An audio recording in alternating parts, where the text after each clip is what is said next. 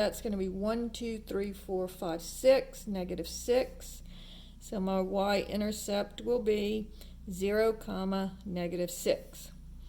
Now I'm going to look for my x-intercepts, and that's where it hits the x-axis. Now notice this one, it doesn't hit the x-axis at all. So my x-intercepts would be none.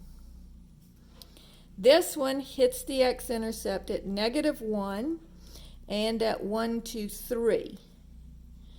So on these, I'll either have no x-intercepts, one x-intercept, or two x-intercepts. Now remember, the x-intercepts are where y equals 0. So here it would be negative 1, 0, and 3, 0. This one, my x-intercepts would be here and here. So that's 1, 2, 3, negative 3, and negative 1. So negative 3, 0, and negative 1, 0.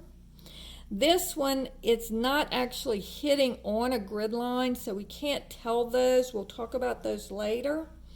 This one has none. And then this one has only one, because see, it hits the x-axis right there at the origin. So it has one x-intercept. Oh, I forgot to talk about the y-intercept here. My y-intercept is the origin, and my x-intercept is the origin. Since it goes through the origin, and that's the vertex, both my x and my y-intercept are the origin on this one. So just to recap everything on these quadratic function graphs, all right? First, you find the point where it turns around. That's your vertex. The x-coordinate, and again, this is an x-coordinate as well. The x-coordinate gives you your axis of symmetry, and it also gives you your domain. Then the y-coordinate gives you your range and your minimum value, and then you look at your x-coordinate to tell where it's increasing and decreasing, and then you can find your y-intercepts by letting x equal 0, and your x-intercepts by finding where y equals 0.